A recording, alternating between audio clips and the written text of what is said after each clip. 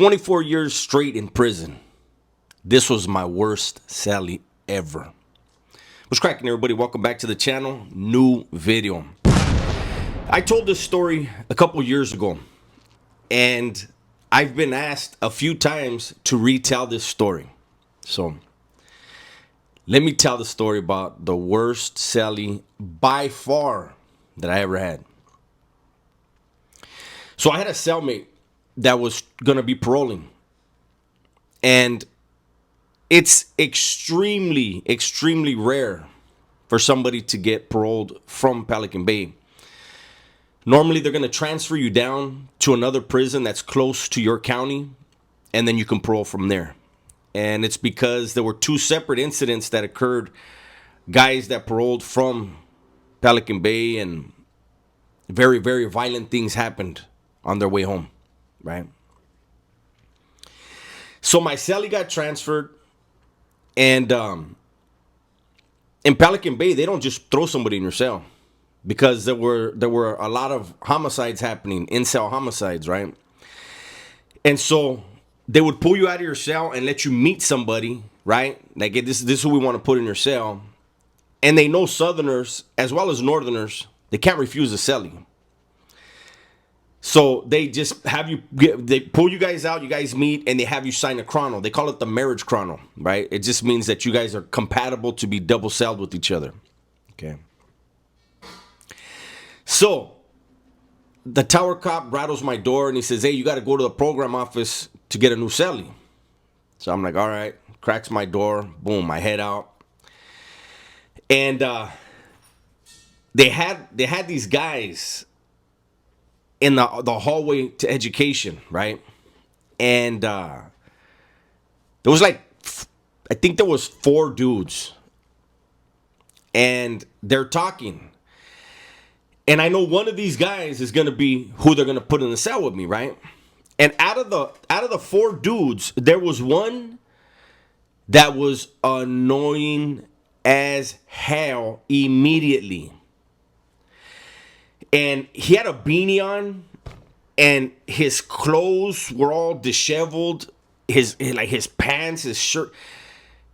And look, if anybody that's done time out here in California, especially in a level 4 yard, really it's any yard, but a level 4 yard, you know, the Southerners, they're always gonna look sharp. They're dressed sharp. They're representing something bigger than themselves, right?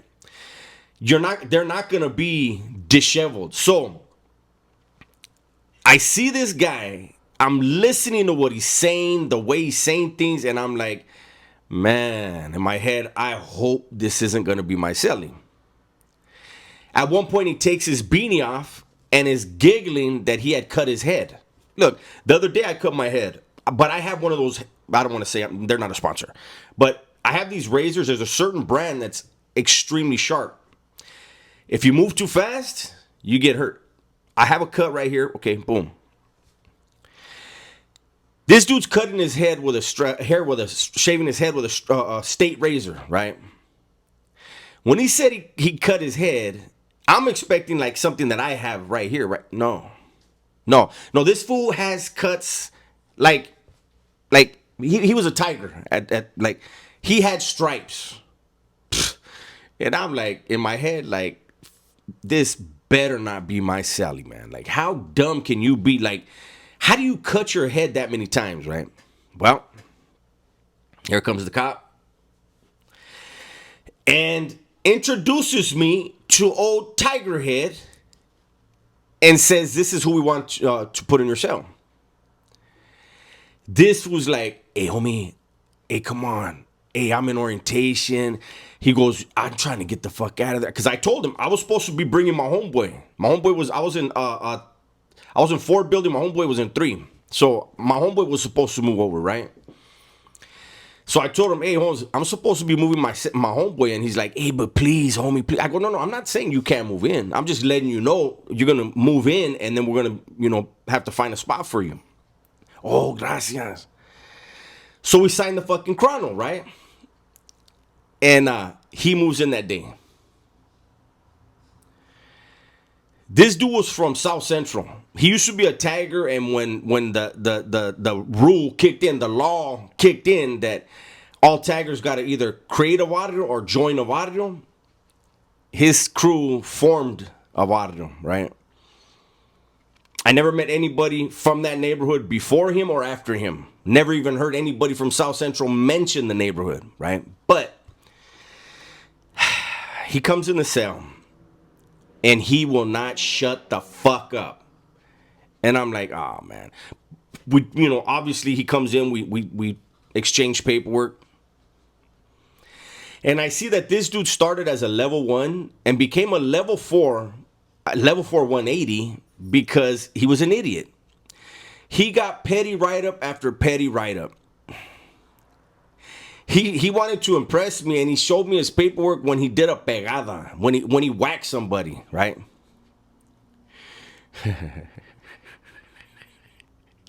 The dude tried to hit somebody with a plastic piece that didn't have a point on it.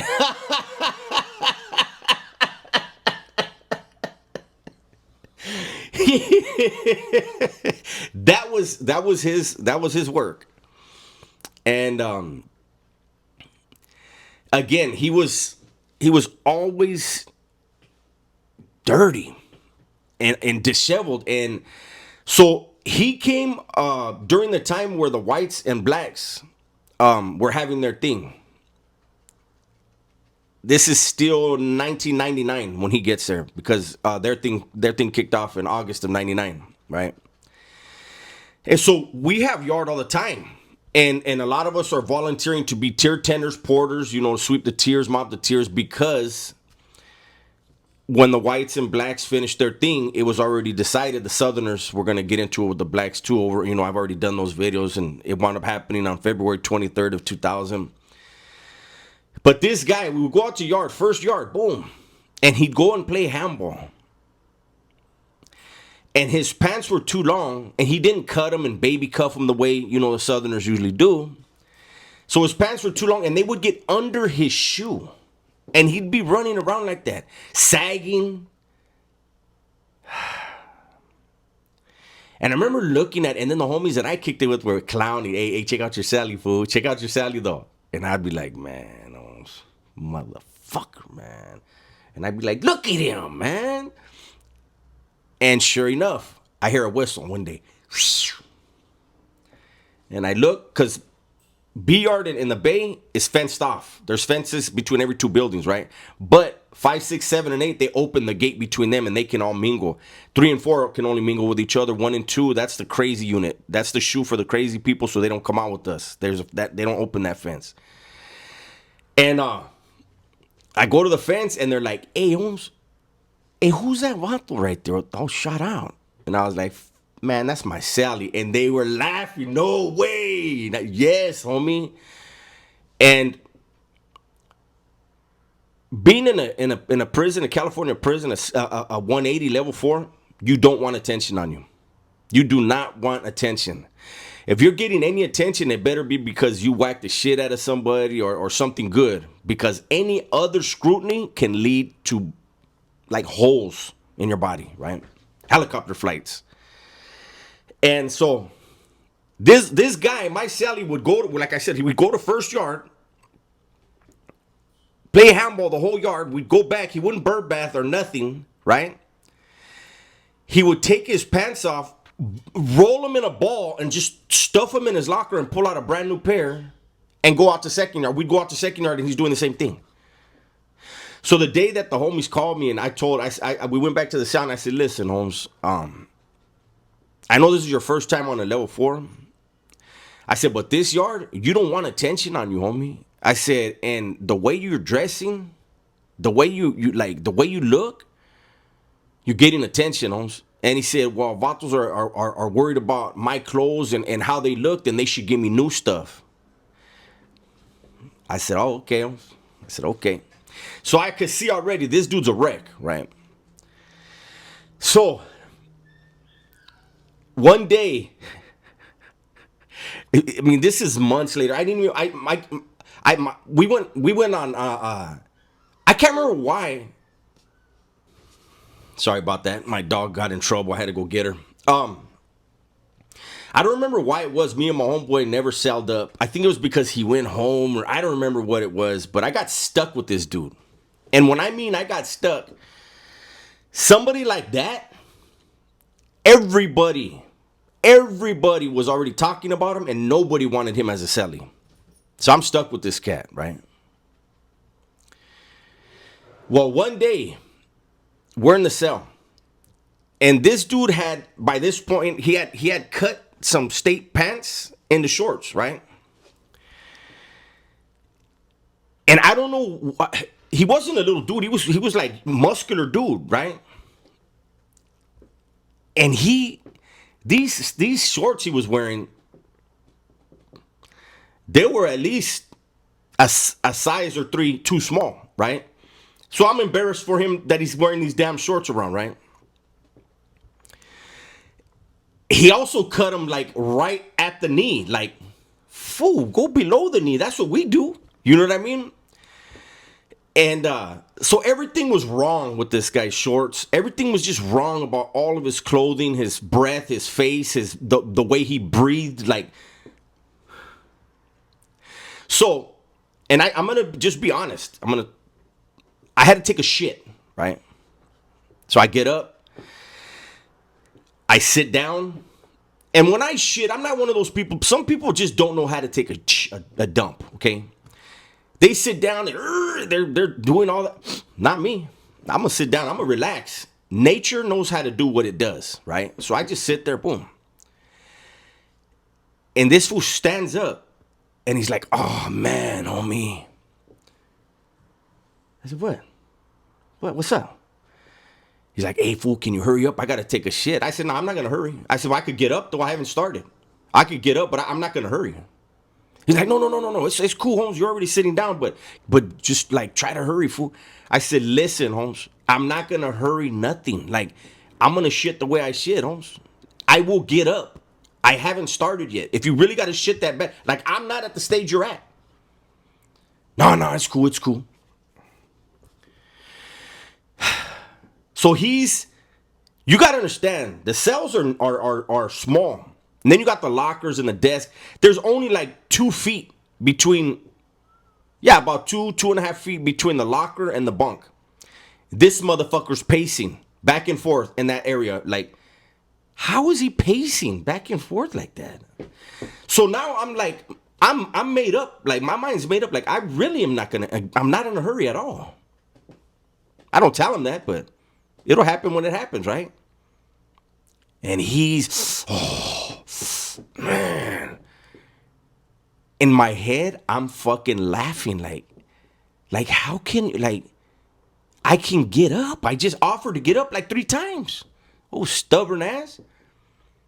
And he's like, oh, come on, Holmes, hurry up. I said, I'm not going to. I said, look, Holmes, I'm going to get up. He said, no. Go ahead, Holmes. And he goes to squat down, right? And let me tell you something, guys. If you got to take a shit real bad to where you got to pace in a 2.5 foot area, and you got to moan and shit. If you're at that level of shitting, don't squat down, because apparently there's a lever. There's a lever. The shit chute lever, apparently, because this motherfucker squatted down, and he squatted down, and he was like, fuck, man. And I said, no, you didn't, Holmes. I said, nah, Holmes. Hey, you didn't shit in your pants. He's like, fuck, man. Hey, can you just hurry up, Holmes? I just shit in my pants. So I get up and go ahead, Holmes. But I'm not gonna lie. I got up and I dove on my bunk. I was on the bottom bunk. I dove on my bunk because I needed to see this motherfucker. How is he gonna get up and walk to the toilet? Like, I need to see all that. Like, this is mind-boggling. This is mind-blowing. This is amazing. Who does that? Who knew there's a shit chute lever if you have to shit and you squat? Like, who? What kind of anatomy is that? So he gets up, right? And he starts walking. You guys, it looked like a fist was pushing the back of his shorts. When I saw that,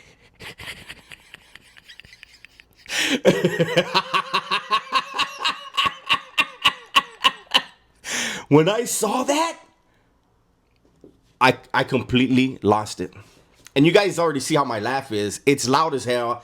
And in the joint, people would hear me on the tier and they'd start laughing. Hey, what the fuck's so funny with it? Homie, he's walking. I don't know. I feel like he shit concrete because nothing fell out of his pants. Well, they were so tight, they had nowhere to go. And he's walking slow. And how come I know? Just by the way he's walking, he's getting madder and madder. Right? So he goes to the toilet and he pulls his pants down and he sits down. And he's just looking in his...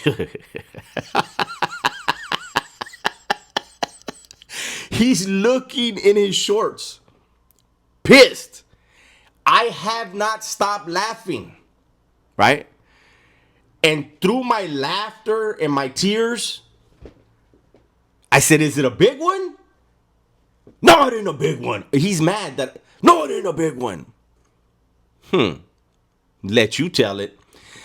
This fool grabs some toilet paper and reaches, he reaches into his shorts, right?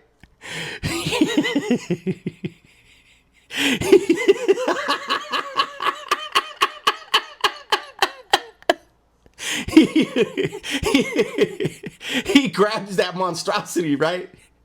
He scoots back on the toilet. He fucking reaches in between his legs and he lets it go, and I just hear splash.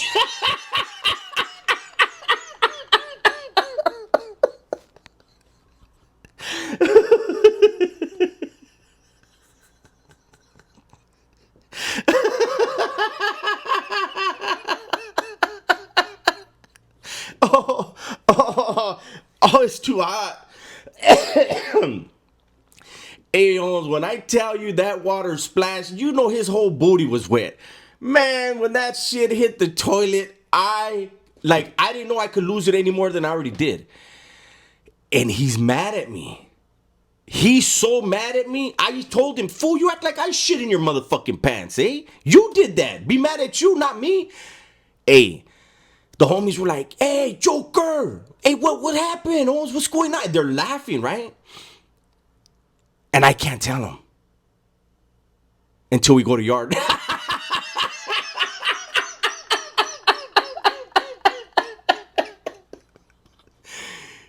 You guys, this dude, full-blown doodoo. The heaviest doodoo in the world. I'm like, the end? Like, how do I end this story? There's no message. I guess there is. If you got to shit and somebody sits down and you got to go and they tell you, I'll get up right now, you let them get your ego out the way. You're going to wind up with a turd in your pants. That's my video for today. Hopefully you guys enjoyed it. Everybody, please be safe, be smart, and tell the ones you love that you love them, man. I'm out of here.